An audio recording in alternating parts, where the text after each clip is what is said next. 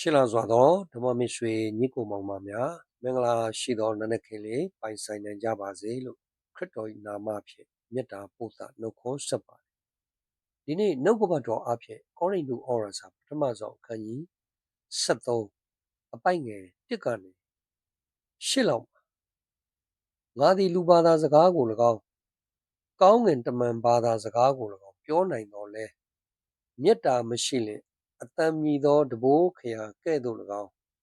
တီးသံကိုသာပေးတတ်သောလင်ဝင်းကဲ့သို့၎င်းဖြစ်၏ပရောဖက်ဉာဏ်ကိုငါရ၍နက်နဲသောအရာရှိသမျှတို့နှင့်စိတ်ပံအတတ်အမျိုးမျိုးကိုတတ်တော်၎င်းတောင်များကိုရွှေ့နိုင်သောယုံကြည်ခြင်းအမျိုးမျိုးနှင့်ပြည့်စုံတော်၎င်းမေတ္တာမရှိလျင်အချီးနှီးသက်သက်ဖြစ်၏နော်မေတ္တာမရှိလျင်အလကားပဲအချီးနှီးပဲဘာမှမရှိဘူးဘာမှမရဘူးဘာမှလည်းမကြံတော့ဘူးဘာမှလည်းအကျိုးမရှိတော့ဘူးပေါ့။ဒါယုံကြည်သူတို့ဖြစ်လာရင်တမန်တော်ရှင်ပေါလုကကောရိန္သုအသင်းသားများကိုအချီးနှီးမဖြစ်ရလေအောင်ဒီကနေ့ AD 60 AD 56လောက်မှာ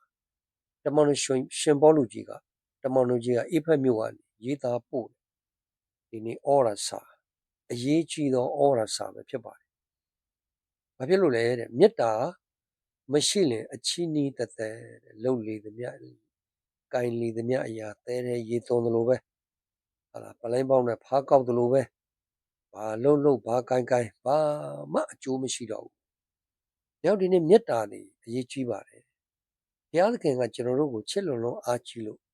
သားတော်ကိုစွန့်တဲ့အထိမေတ္တာကိုပေးတော်ဘုရားဖြစ်ပါတယ်။နောက်ကျွန်တော်တို့ရဲ့အပြစ်တွေကိုလည်းခွင့်လွှတ်တယ်လို့သူတို့ဘာရဲ့အပြစ်တွေကိုလည်းခွင့်လွှတ်ပြီးကျွန်တော်တို့မေတ္တာထားနိုင်တော်သူဖြစ်ဖို့ဘုရားသခင်အလိုတော်ရှိသောကြောင့်ဒီနေ့ကောရိန္သုဩဝါစာကိုရေးသားရတာဖြစ်ပါတယ်ဆိုတော့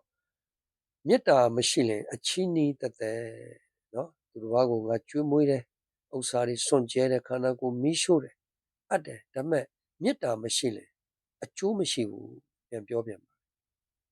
အပိုက်ငယ်လေးမှာမေတ္တာသည်စိတ်ရှည်တတ်တယ်ကျေးဇူးလည်းပြုတ်တတ်တယ်မေတ္တာသည်ဂုဏ်ပြန်ခြင်းမရှိဘူးဝါကြွားခြင်းမရှိမာနမရှိမလျောက်ပတ်စွာမကျင့်တတ်နော်မေတ္တာ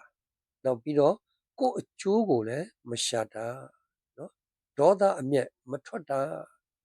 အပြစ်ရှိသည်ဟုမထင်တာမတရားသောအမှု၌ဝမ်းမြောက်ခြင်းမရှိတတ်မတရားသောအမှုမှာဝမ်းမမြောက်ဘူးသမတရား၌ဝမ်းမြောက်တတ်၏ခတ်သိမ်းသောအရာကိုဖုံးအုပ်တတ်၏ခတ်သိမ်းသောအရာကိုယုံတတ်၏ခတ်သိမ်းသောအရာကိုမျော်လင့်တတ်၏ခတ်သိမ်းသောအရာကိုသီးခံတတ်၏မေတ္တာသည်ဖောက်ပြန်ခြင်းသဘောနှင့်အစဉ်ကင်းလို့၏ပြောပါတယ်နော်မေတ္တာသည်ဖောက်ပြန်ခြင်းသဘောနဲ့အစဉ်ကင်းတယ်ဒါကြောင့်မေတ္တာမရှိရင်အချီးနှီးသက်သက်နော်ဒါကြောင့်ချစ်တော်ဓမ္မမိတ်ဆွေဘုရားသခင်ကကျွန်တော်တို့ကိုတစ်ဖက်သားမေတ္တာနဲ့ချစ်ပြီးကားတိုင်းပေါ်မှာသားတော်ကိုတင်သက်တဲ့အချိန်မှာသခင်ရှုခရစ်တော်ဘာပြန်ပြောတယ်လဲဆိုအိုးခမဲတော်ဘုရားသူတို့မသိလို့ပြုမိတဲ့အပြစ်တွေခွင့်လွှတ်ပါကားတိုင်းပေါ်ရောက်တာတော့မှဒီကနေ့ရန်သူကိုချစ်နေစေဖြစ်တဲ့ကျွန်တော်တို့ရဲ့သခင်ရဲ့စိတ်နေသဘောထား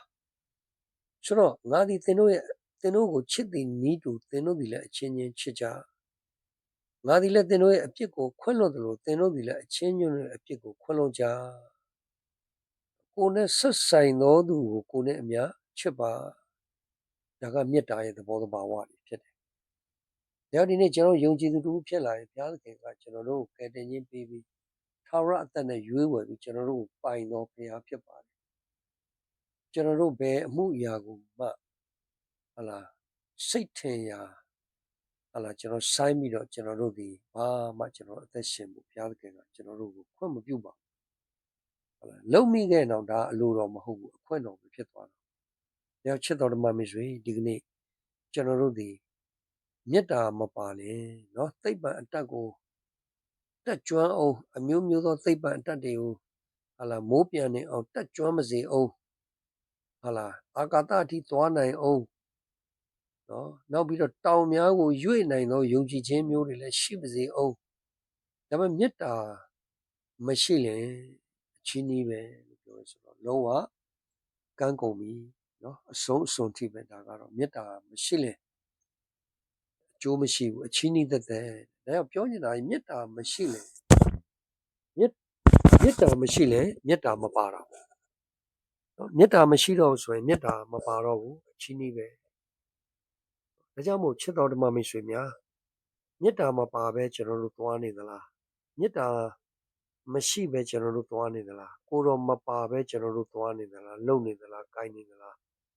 ဟာလားအမှုတော်ဆောင်နေသလားစီးပွားရေးလုပ်နေသလားဟာလားအမှုတော်ကိုဆောင်ရွက်ခြင်းနဲ့အတူကျွန်တော်တို့အင်္ဂလိပ်များဟောနေသလားနော်ဒါဆိုကျွန်တော်တို့ကအချင်းကြီးပဲဘာဖြစ်လို့လဲမေတ္တာမရှိတဲ့အတွက်နော်မေတ္တာမပါတဲ့အတွက်ကျွန်တော်တို့သီးမခံနိုင်တဲ့အတွက်ခွင့်မလွတ်နိုင်တဲ့အတွက်ချီနှောင်ထားတဲ့အတွက်ဟာလားချီနှောင်ခြင်းရှိနေသောကြောင့်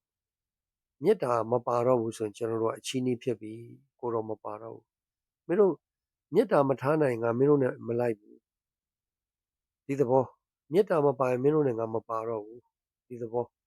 ဒါဆိုမင်းတို့လှုပ်လေသမျှကိုင်လေသမျှရာအလုံးဒီကောက်ရိုးမျက်ချောင်းနဲ့ဟာလားပလိုင်းပေါင်းနဲ့ဖားကောက်အချင်းကြီးပဲလို့ပြောတာ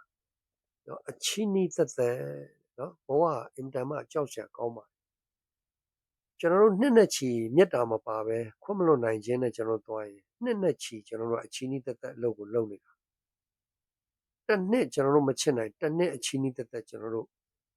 ပြောမယ်ဆိုရင်အချိန်ကုန်လူပန်းနေတာအချိန်ဖြုံးနေတာဒါကြောင့်ခရစ်တော်ကကျွန်တော်တို့ကို